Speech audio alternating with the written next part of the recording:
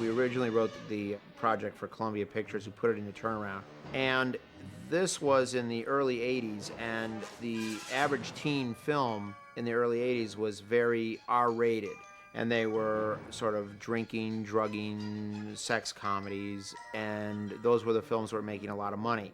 So most of the studios, when we went to set the film up, thought that the film was too soft because it didn't have a lot of edgy stuff in it, except for Disney, who thought that because of the relationship with the son and the mother, it was too dirty.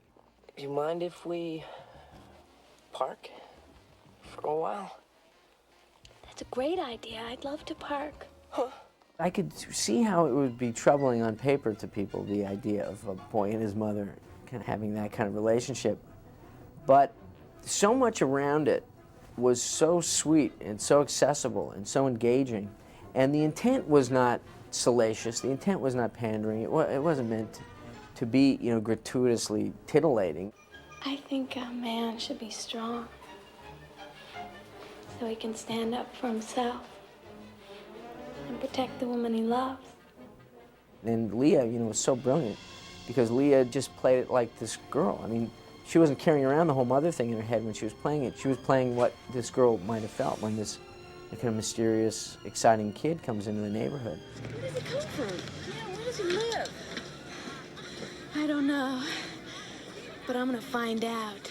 I think the purity of her performance, the purity of Bob's intention, and the purity of Bob and Bob's script to just tell an engaging story kind of took away from anything that might have been, creepy about that. Stephen, very early on, he was one of the first people I had read the screenplay, and he liked it very much, and he wanted to produce it like he did in my previous films. But my previous two films were not successful, and I was concerned that if Stephen had produced a third film that was a box office flop, then I would not be able to probably get a job anywhere as a director. So I explained that to him, and he said, I think you're probably right. And then many years went by, 3 to be exact, and then I was finally hired by Michael Douglas to do Romancing the Stone, which fortunately was a hit. And then everybody wanted to do Back to the Future because Romancing the Stone was a hit movie. And I thought it would only be appropriate to go back to the one guy who was the only person who had faith in it based on the material itself, and that was Stephen. Casting is something that you just feel. Crispin and Leah, they all came in and read many times and became the character.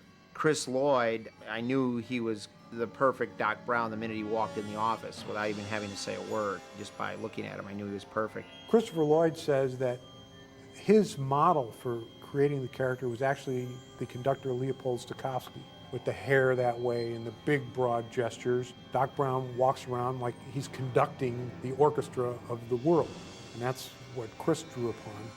I notice your band is on the roster for the dance auditions after school today. Why even bother, McFly? You don't have a chance. You're too much like your old man. No McFly ever amounted to anything in the history of Hill Valley.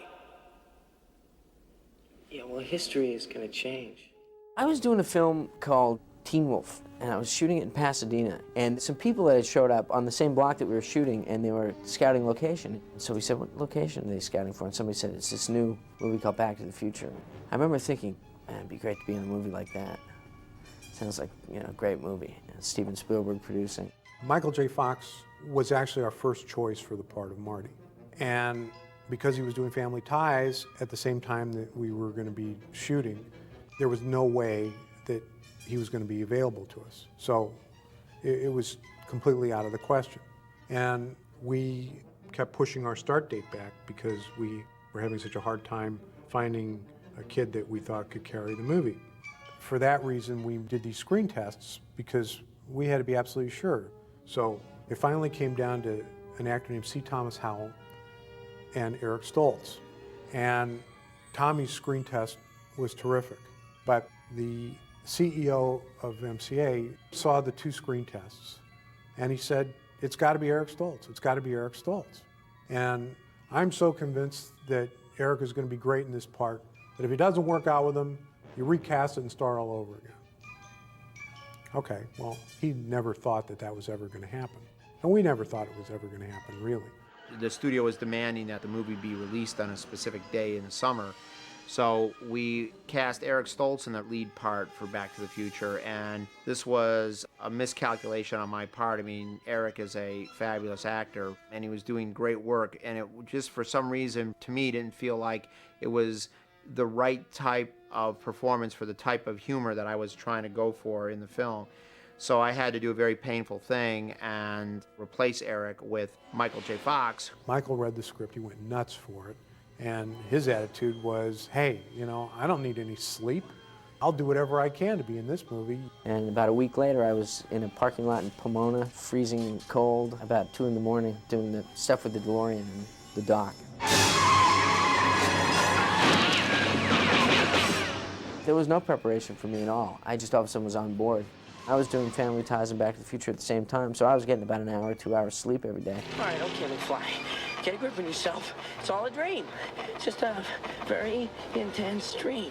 So it was really grueling, and it was exhausting, and it took its toll, you know, physically and even emotionally to an extent, because I just didn't know where I was a lot of times. It was my whole life. Every waking moment was about work, but I was 22, 23 years old. It was my dream to be in the film and television business. I didn't know I'd be in them simultaneously. It was just this weird ride that somehow I got on, and I was glad I did.